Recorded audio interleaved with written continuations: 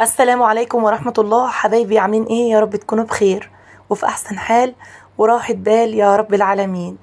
يومكم بسيط وسعيد ان شاء الله، غير معقد، مليء بالفرحة والسعادة، مليء بالنشاط والحيوية. يلا نبدأ الفيديو مع بعض. واول حاجة عملتها معاكم اهو، هنعمل كوباية شاي بلبن ليا انا والعيال. بصراحة العيال بيحبوا الشاي بلبن، عندي ريان بيحب الشاي بلبن قوي. ما تقولوليش بقى مضر ومش مضر، هو بصراحة الواحد بيضعف قصاد الشاي بلبن. عملنا يعني 3 كوبايات شاي بلبن. وبعدها كده خدت الاكل والفطار على البلكونة كالعادة. عملت لهم سندوتشات على السريع، حتة جبنة على شوية بطاطس وخلاص على كده، وكان معايا شوية شيبسي فقلت ادلعهم بيها. عايزة اقول لكم يا بنات بجد، موضوع الفطار ده بيبقى اكبر وجبة اساسية للطفل وللعيال وليكي انت شخصيا وللكبار عامة. فبصراحة في نفس الوقت بتبقى أصعب وجبة على قلبي قسما بالله مع عيالي. بتبقى والله أصعب وجبة بجد. بيقعدوا بصوا عارفين اللي هو يتمرقعوا من هنا لهنا، ولو أنا أكلهم أقعد معاهم ساعتين، وأوقات أخليهم يعتمدوا على نفسهم. والله العظيم يقعدوا يفتفتوا لي هنا ويقعدوا يرموا السندوتشات كده ويرموا لي السندوتشات كده. فبصوا يعني الله المستعان عليهم. بدأت معاكم الفيديو بقى يعني مقدمة كده فيها إحباط شوية، بس ما يمنعش إن احنا نتشجع. يلا قومي بقى سمي بسم الله وصلي على رسول الله. اللهم صلي وسلم وبارك على سيدنا محمد وعلى آله وصحبه أجمعين. عايزه اقول لكم النهارده الفيديو ده طبعا كان تكمله للفيديو بتاع امبارح. انا بعد ما خلصت الاكل بتاع امبارح، بعد ما عملنا الفيديو مع بعض، عملنا اللحمه والرز والبطاطس. عايزه اقول لكم مسكت المطبخ بتاعي، اقسم بالله يا بنات يعني ما فيش ركن فيه الا لما مسكته كده، يعني خليته جديد، رجعته جديد بجد يلمع. بس عايزه اقول لكم والله اتفحت وهلكت بجد في المطبخ. يعني ما فيش ركن فيه الا لما مسكته ودعكته كده، والحيطان التربو كل حاجه. هنا بقى نظفت التربو بتاعي. طبعا زي ما انتم شايفين حبايبي انا فرشه بتاع كده مشمع بلاستيك كده، من تحت اي خضار ولا اي حاجه، بحيث انه لو كان الخضار فيه ورق فيه طينه فيه حاجه ما ينزلش على الارض او ما ينزلش على الرف اللي تحته. وهنا حبايبي طبعا انا كنت غسلاه يعني من فتره، وكان نظيف، لان ايدي على طول فيه. بجيب قماشه مبلوله كده وشويه صابون، وبعد كده بمسح على طول على الماشي. فكل ما تكون ايدك في الحاجه كل ما انتي اصلا عن نفسك بترتاحي قدام.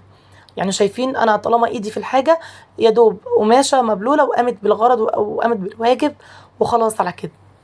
فبس كده يا بنات، الرف الاخير دوت انا مخليها بقى الحاجات يعني المنظفات كده البسيطه دي على ايدي، سواء كان الجاروف الحاجات البسيطه دي. وزي ما انتوا شفتوا حبايبي كان ناقص عندي خضار كتير، ما عنديش غير البصل. طبعا الحمد لله نعمه وفضل، اللي معاه بصلايه دلوقتي في البيت كانه بصوا يمتلك ثروه قوميه، ثروه قوميه بجد يا جماعه. فوالله العظيم بجد الحمد لله على اللي احنا فيه.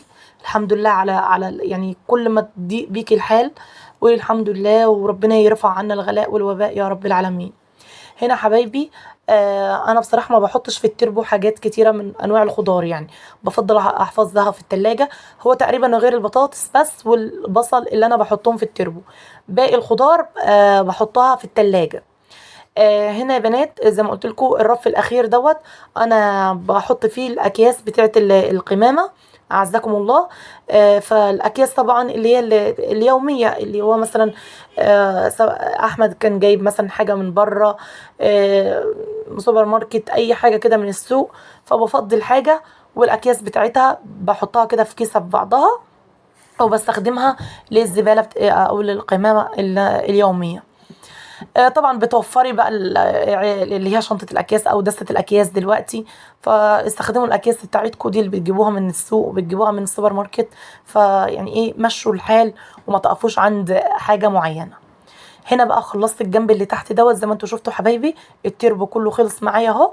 نضفته وحطيت الخضار بتاعي والأكياس بتاعت القمامة كلها حطيتها في بعضها في الرف اللي فوق. طيب انا هنا بعمل ايه؟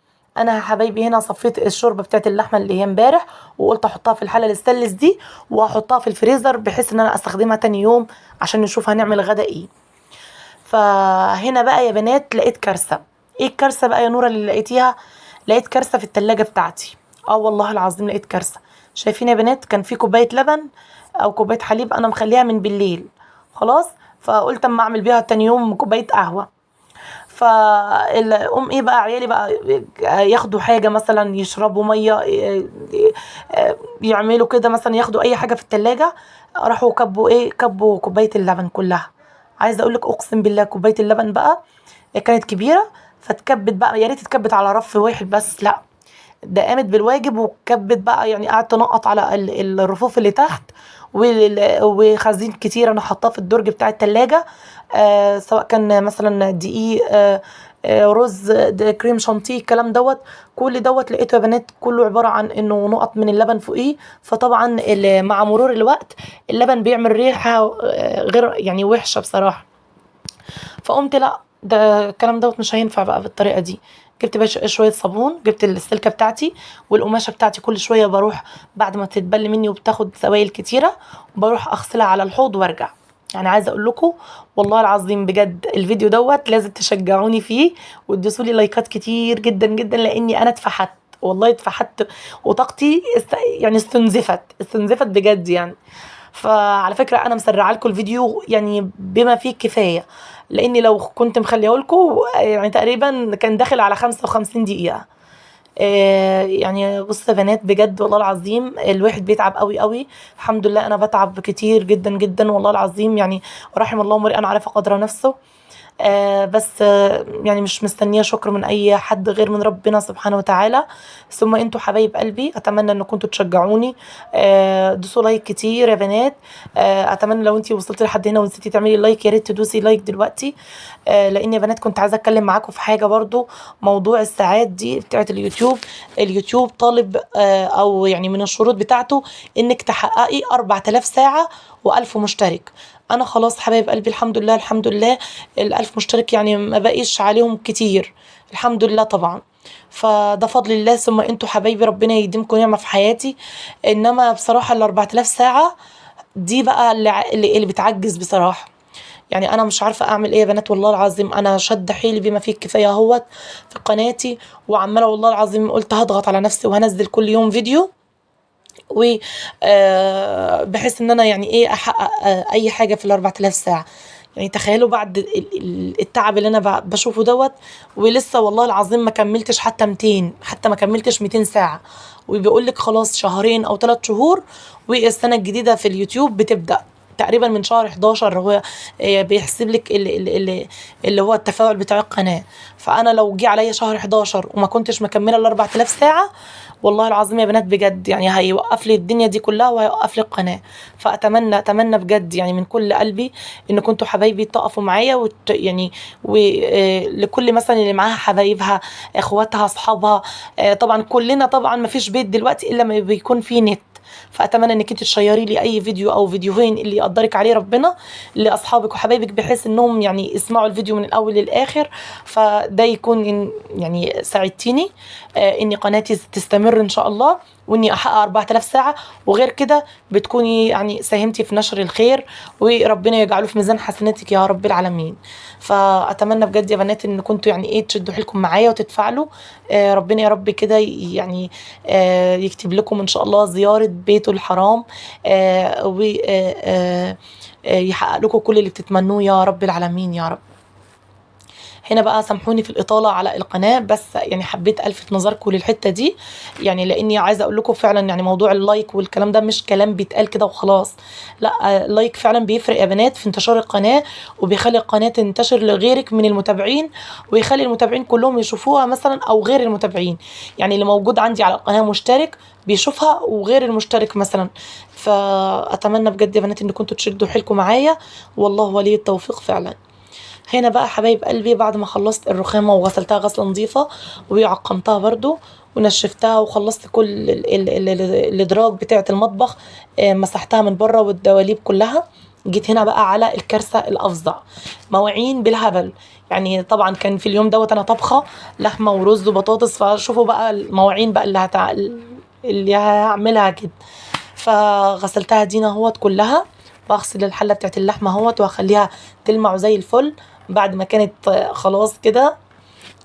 اهو يا بنات كل حاجة قدامي اهو بغسلها. طبعا انا الحمد لله آه، آه، يعني بفضل ان انا كل ما اجي اخلص اي اكلة ولا حاجة على السريع كده تخلصي مواعينك، بحيث انك انت يعني مش واقفة طول اليوم محدودة في المطبخ، وبعد كده هتسيبي المطبخ مقلوب وبمواعينه وبحلله وبكل حاجة، وبعد كده هتطلعي بقى هتقعدي تريحي، هتلاقي برضو نفس الموضوع، هتلاقي على اخر اليوم ايه ده انت ما عملتيش حاجه، ده انت لسه مواعينك ودنيتك دي كلها موجوده.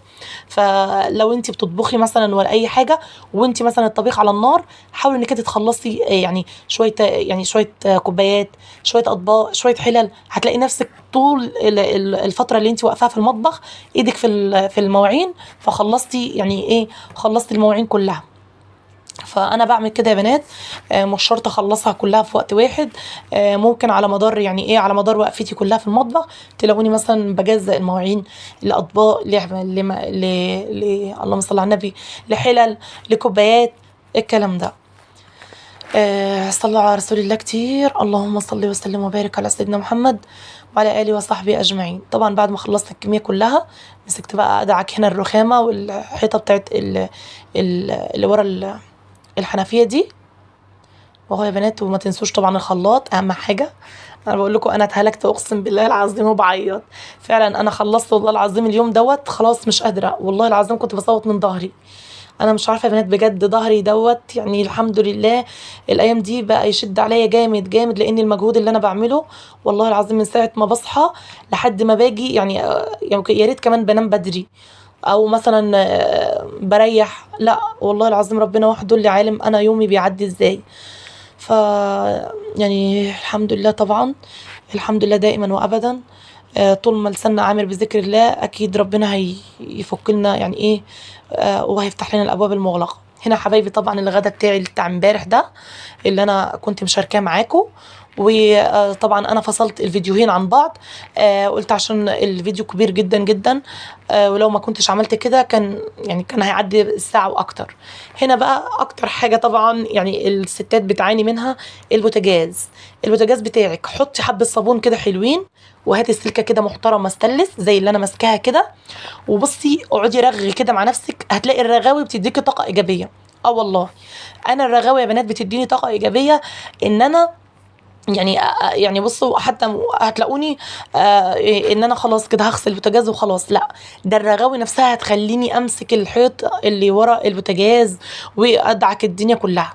تخيلوا والله العظيم، يعني انت جربي كده انك انت تزودي الرغوه بتاعتك في المسحوق بتاع الصابون، والله هتلاقي نفسك انت عن نفسك عايزه تخلصي يعني كذا حاجه، او عايزه تغسلي، لا انا النهارده مش هسيب ايدي كده، يعني انا عايزه اغسل كذا حاجه كده فيها رغاوي. فهنا بقى مسكت الحوامل كلها بتاعت البوتاجاز، فكيتها، وشايفين بقى العيون كلها عامله ازاي، اللهم بارك. انا الحمد لله رجعت البوتاجاز بتاعي يعني جديد لاول مره استعمال. هنا بقى مسكت بقى العيون كلها اهو، هتشوفوني بدعك بقى بقلبي بقلبي والله يا بنات. طبعا ربنا يعيني ويعين كل واحدة على اللي شيلتها وعلى مسؤوليتها وبيتها. ربنا يا رب يعينكم جميعا حبايبي. كنت برضو عايزة أنوه على حاجة. اللهم صل وسلم وبارك على سيدنا محمد.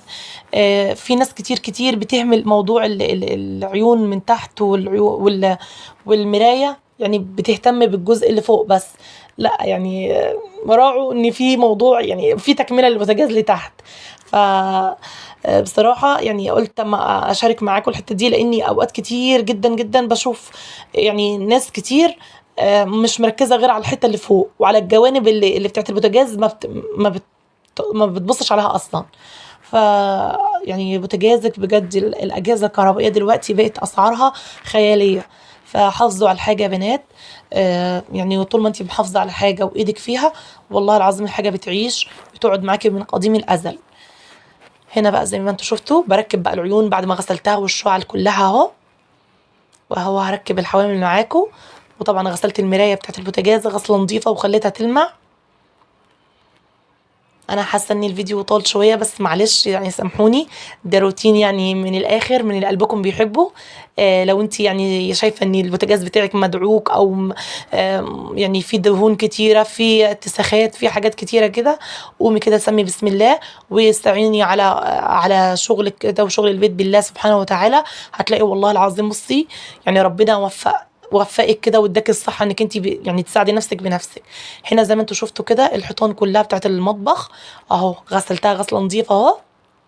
واهو كده انا بالتالي بقى خلصت كل حاجه معاكم، وخليت الرخامه والحيط والبوتاجاز كله يلمع. شايفين يا بنات؟ يعني بجد تسلم تسلم ايدي.